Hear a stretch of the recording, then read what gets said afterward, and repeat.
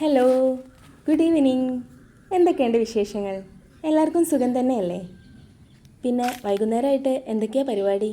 ചായ പലഹാരങ്ങളൊക്കെ ഉണ്ടാക്കാനുണ്ടോ? നമ്മുടെ സൂര്യൻ എത്ര ശാന്തനാലേ ഇപ്പോൾ. ഉച്ചയ്ക്ക് കണ്ട ആളേ അല്ല. ഞങ്ങൾ ചെടി നനയ്ക്കാനൊക്കെ ഇറങ്ങിയതാട്ടോ. ഈ കൊടും വെയിലിൽ നമ്മളൊരു നേരം ചെടി നനച്ചില്ലെങ്കിൽ അത് വാടി കരിഞ്ഞു പോകും. പിന്നെ ഇവിടെ നമ്മുടെ വീടിൻ്റെ മുൻപിൽ ഒരു വലിയ പ്ലാവ് ഉണ്ട് കേട്ടോ. അതിൽ നിറയെ ചക്ക ഉണ്ടായിരുന്നു, പക്ഷെ നല്ല ഉയരത്തിലാണ്, ഞങ്ങൾക്ക് പറിക്കാൻ എത്തൂല. അപ്പോൾ ഇന്ന് നമ്മുടെ മുന്നിലെ വയലിൽ പണിക്ക് വന്നൊരു ചേട്ടൻ അതൊക്കെ പറിച്ചു വന്നു കേട്ടോ. ഇനി ഞങ്ങൾക്ക് എല്ലാ ദിവസവും ചക്കക്കറി, ചക്കപ്പുഴുക്ക്, ചക്കപ്പേരി അങ്ങനെ. പക്ഷെ ഞങ്ങൾ കുറേ എണ്ണമൊക്കെ അടുത്തുള്ളവർക്കും ഒക്കെ കൊടുത്തു കേട്ടോ.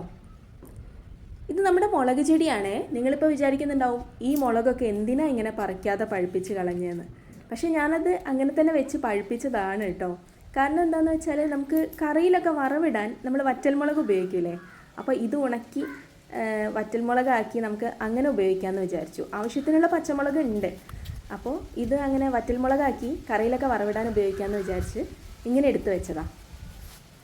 ഈ മുളക് ചെടിയൊക്കെ ശരിക്കും എല്ലാവർക്കും വീട്ടിൽ നടാം കേട്ടോ. നമുക്ക് ആവശ്യത്തിന് വേണ്ട മുളകൊക്കെ അങ്ങനെ കിട്ടും. അപ്പോൾ എല്ലാവർക്കും ചെയ്യാൻ പറ്റുന്ന കാര്യമുള്ളൂ. ഒരു ഗ്രോ ബാഗിൽ അങ്ങനെ വളർത്തിയാൽ മതി. ഗ്രോ ബാഗ് നിറയ്ക്കുന്ന വിധം ഞാനൊരു ദിവസം വീഡിയോ ചെയ്യാം കേട്ടോ. നമ്മൾ ഈ ഗ്രോ ബാഗിൽ കുറച്ച് കരിയിലയും അതേപോലെ വേപ്പിൻ പിണ്ണാക്ക്, എല്ലുപൊടി, ചാണകപ്പൊടി ഇതെല്ലാം മിക്സ് ചെയ്ത മിക്സ്ചറും അതേപോലെ മണ്ണും ഇട്ട്, അത്രേ ഞാൻ ചെയ്തിട്ടുള്ളൂ. അതിട്ട് തൈ വെച്ചാൽ മതി. തൈ നമുക്ക് കൃഷിഭവനിൽ നിന്ന് കിട്ടിയതായിരുന്നു. തൈ വാങ്ങിയിട്ട് വെക്കാം, അല്ലെങ്കിൽ വിത്ത് മുളപ്പിച്ചാലും മതി. പിന്നെ ദിവസവും രാവിലെയും വൈകുന്നേരം നനച്ചു കൊടുക്കണം. ഇത്രയൊക്കെ എല്ലാവർക്കും ചെയ്യാൻ പറ്റിയ കാര്യമാണ്. ഇങ്ങനെ ചെയ്താൽ നമുക്ക് നല്ല ആരോഗ്യകരമായ ഭക്ഷണം കഴിക്കാം. നമ്മൾ പുറത്തുനിന്ന് വാങ്ങുന്ന ഭക്ഷണത്തെ പറ്റി എല്ലാവർക്കും അറിയാം, എന്തൊക്കെ മായം കലർത്തിയിട്ടാണ് നമുക്കത് കിട്ടുന്നത്. ഈ തക്കാളി കഴിച്ചു നോക്കിയപ്പോൾ നല്ല മധുരമാണ് കേട്ടോ. നമ്മൾ കടയിൽ നിന്നൊക്കെ വാങ്ങുന്ന തക്കാളിക്കൊരു പുളിപ്പുണ്ടാവില്ലേ, അത് ഇതിനില്ലാത്ത പോലെ നല്ല ടേസ്റ്റ് ഉണ്ട്. ശരിക്കും തക്കാളി ഒരു ഫ്രൂട്ടാണല്ലോ. നമ്മൾ വെജിറ്റബിളായിട്ട് കറിയിലൊക്കെ യൂസ് ചെയ്യുന്നുണ്ടെങ്കിലും ശരിക്കും അതൊരു ഫ്രൂട്ടാണല്ലോ. ഇത് നമ്മുടെ ജാതിക്ക കേട്ടോ. ജാതിക്ക പാകമായിട്ട് വരുന്നേ ഉള്ളൂ. ജാതിക്ക നിങ്ങൾക്ക് അറിയില്ലേ, അതിൻ്റെ ഉള്ളിലുള്ള സീഡാണ് നമ്മൾ യൂസ് ചെയ്യുന്നത്. അത് നമുക്ക് വീട്ടിൽ ഒരുപാട് ആവശ്യമൊന്നുമില്ല. ബാക്കി ഒന്നോ രണ്ടോ നമ്മൾ ഗരം മസാലയൊക്കെ ഉണ്ടാക്കാൻ ഉപയോഗിക്കും. ബാക്കി നമ്മൾ പുറത്ത് വിൽക്കുക, അതിനെ പറ്റുള്ളൂ. പിന്നെ നമ്മൾ അതിൻ്റെ തൊണ്ടുണ്ടല്ലോ, അത് ശരിക്കും വെറുതെ കളയുന്നതാണ്. പക്ഷെ ഒരു പ്രാവശ്യം ഞങ്ങൾ അതിന് അതിട്ടിട്ട് അച്ചാറിട്ടായിരുന്നു, അപ്പോൾ നല്ല ടേസ്റ്റ് ഉണ്ടായിരുന്നു കേട്ടോ. അങ്ങനെയും യൂസ് ചെയ്യാം. പിന്നെ നമുക്ക് ഇവിടെയും കുറച്ച് തക്കാളി ചെടി ഉണ്ട് കേട്ടോ. ഒരു 6 ചട്ടിയോളം ഇവിടെ വെച്ചിട്ടുണ്ട്. അതിൽ ഒരുപാട് തക്കാളി ഉണ്ടായിട്ടുണ്ട്. നമുക്ക് ആവശ്യമുള്ള തക്കാളിയൊക്കെ ഇവിടുന്ന് കിട്ടുന്നുണ്ട്. അപ്പോൾ അത് പറിക്കാനൊക്കെ നമ്മൾ മക്കളെയും കൂടെ ഒക്കെ കൂട്ടുമ്പോൾ അവർക്കും അതൊരു നല്ല അനുഭവമായിരിക്കും. കാരണം ഇപ്പോഴത്തെ മക്കളെന്ന് പറഞ്ഞാൽ എപ്പോഴും ഫോണും ടി വിയും ഒക്കെ നടക്കുമ്പോൾ അവർക്ക് ഈ ചെടികളോടൊന്നും കൂട്ടുകൂടാൻ പറ്റാറില്ല. അപ്പോൾ അതിന് സാഹചര്യം ഒരുക്കേണ്ടത് നമ്മൾ പാരൻസാണ്. അപ്പം വീട്ടിലുള്ളവരും കൂടെ അതൊന്നും ചെയ്യുന്നില്ലെങ്കിൽ മക്കളുടെ അടുത്തൊക്കെ അത് അന്യം നിന്ന് പോകും. ആ ഒരു കാര്യം, നമ്മൾ ചെടികളെ വളർത്തുക, ചെടികളെ സംരക്ഷിക്കുക. അപ്പോൾ അപ്പോഴേ നമ്മുടെ മനസ്സിലൊക്കെ നല്ല നല്ല ചിന്തകളൊക്കെ വരുള്ളൂ, അങ്ങോട്ടും ഇങ്ങോട്ടും ഒക്കെ അടുത്തറിയാനൊക്കെ പറ്റുള്ളൂ. അപ്പോൾ നമ്മൾ അതിനൊരു അവസരം കുട്ടികൾക്ക് ഉണ്ടാക്കി കൊടുക്കണം, അല്ലാതെ അവരത് ചെയ്യുന്നില്ല എന്ന് പറഞ്ഞിട്ട് കാര്യമില്ലല്ലോ. അപ്പം ഞങ്ങൾക്ക് ഈ ചെടിയിൽ നിന്നും കുറച്ച് തക്കാളിയൊക്കെ കിട്ടി കേട്ടോ. കുറച്ച് ഞങ്ങൾ കഴിക്കുകയും ചെയ്തു. ഇനിയുണ്ട് നമുക്ക് പഴുക്കാനും കുറച്ചും കൂടെ തക്കാളിയൊക്കെ ഉണ്ട്. ഇത് കാണുമ്പോൾ ശരിക്കും മനസ്സിനൊരു സന്തോഷമാണ് കേട്ടോ. നമ്മൾ കുഴിച്ചിട്ട് വളർത്തി വലുതാക്കി, വെള്ളമൊക്കെ കൊടുത്ത് വളർത്തി വലുതാക്കി നമുക്ക് ആ ചെടി തന്നൊരു സമ്മാനം പോലെ. ആര്യനിത് കാണാനും പറിക്കാനും അതേപോലെ ചെടി നനയ്ക്കാനും ഒക്കെ നല്ല ഇൻട്രസ്റ്റ് ആണ് കേട്ടോ. ഇനി ഞങ്ങൾ മുളക് പറിക്കാൻ ചെന്നതാണ്. ഞാൻ പറഞ്ഞില്ലായിരുന്നു താഴെ പച്ചമുളക് ഉണ്ടെന്ന്. ഇത് നമ്മളെ മുൻവശത്തുള്ളതാണ്. അടുക്കള ഭാഗത്തും ഉണ്ട് കുറച്ച്. അപ്പോൾ ഞാൻ വിചാരിച്ചിരുന്നു പച്ചമുളക് കൊണ്ട് ഒരു അച്ചാർ ഉണ്ടാക്കണമെന്ന്. എൻ്റെ അടുത്തൊരു റെസിപ്പി ഉണ്ട്, നമുക്ക് ഒരുമിച്ച് ഉണ്ടാക്കാം കേട്ടോ. ഞാൻ വീഡിയോ ഇടാം. ഞാനിങ്ങനെ ഇടയ്ക്ക് പച്ചമുളക് പറിച്ച് ഫ്രിഡ്ജിൽ സൂക്ഷിക്കാറാണേ. കാരണം വർക്കിംഗ് ഡേയ്സിൽ നമുക്ക് രാവിലെ നല്ല തിരക്കായിരിക്കും. അപ്പോൾ ഇവിടെ വന്ന് മുളകൊന്നും പറിക്കാനുള്ളൊരു ടൈം കിട്ടാറില്ല. അപ്പോൾ ആഴ്ചയിലൊരു ദിവസം നമ്മൾ ഇത് പറിച്ച് ഫ്രിഡ്ജിൽ സൂക്ഷിക്കും.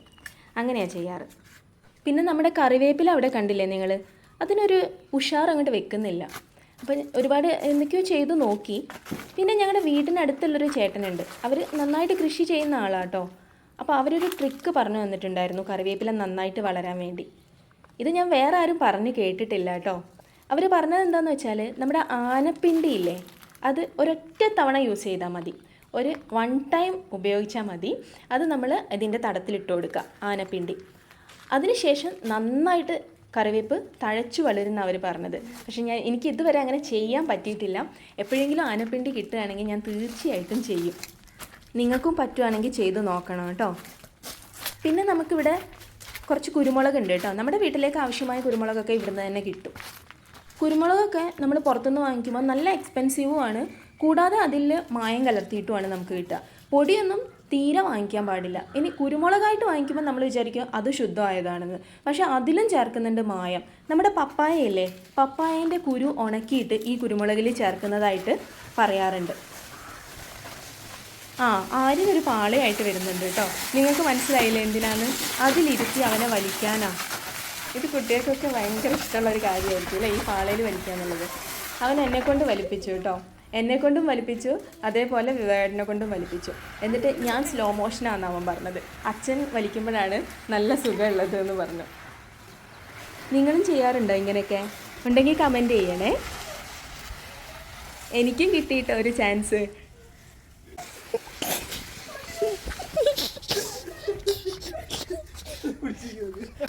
പിന്നെ ഇത് കണ്ടോ, ഒരു എട്ടുകാലിയാട്ടോ. ഞങ്ങൾ ദേവദാരുവിൻ്റെ മുകളിൽ കണ്ടതാണ്. ഒരു പ്രത്യേക തരത്തിലാണിത് കൂടുണ്ടാക്കിയിരിക്കുന്നത്. പെട്ടെന്ന് ഞങ്ങൾ എന്താ ഈ എക്സ് പോലെയുള്ള സാധനം എന്ന് വിചാരിച്ച് നോക്കിയതാ. എന്തൊക്കെ ജീവികളാണ് അല്ലേ നമ്മുടെ ചുറ്റും. ഇവർ ബോൾ കളിക്കാൻ തുടങ്ങി കേട്ടോ. ഇനി റാഞ്ചോൻ്റെ കൊരയാണ്. ഇവരെങ്ങനെ എന്നെ കൂട്ടാതെ ബോൾ കളിക്കുക എന്നുള്ള പോലെയാണ് അവൻ്റെ കൊര. അവൻ എങ്ങനെയെങ്കിലും ഒന്ന് പുറത്തിറങ്ങണം. ഇങ്ങനത്തെ കളികളൊന്നും കൂട്ടിനുള്ളിലിരുന്ന് കണ്ടിരിക്കാൻ അവന് വയ്യ. അവനും പുറത്തിറങ്ങി കളിക്കാനുള്ള വ്യഗ്രതയിലാണ്. എന്തായാലും വേണ്ടിയില്ല, അവനെയും പുറത്തിറക്കി കുറേ നേരം അവനുമായിട്ട് കളിച്ചു. വിവേകം പൊന്തിച്ച് പിടിക്കുന്ന ബിസ്ക്കറ്റ് എത്തിപ്പിടിക്കാനുള്ള ശ്രമത്തിലാണ്. പിന്നെ ഇല പിടിച്ചു നോക്കി, അതും ചാടി പിടിച്ചവൻ. അങ്ങനെ കുറേ നേരം അവൻ്റെ കൂടെ കളിച്ചു.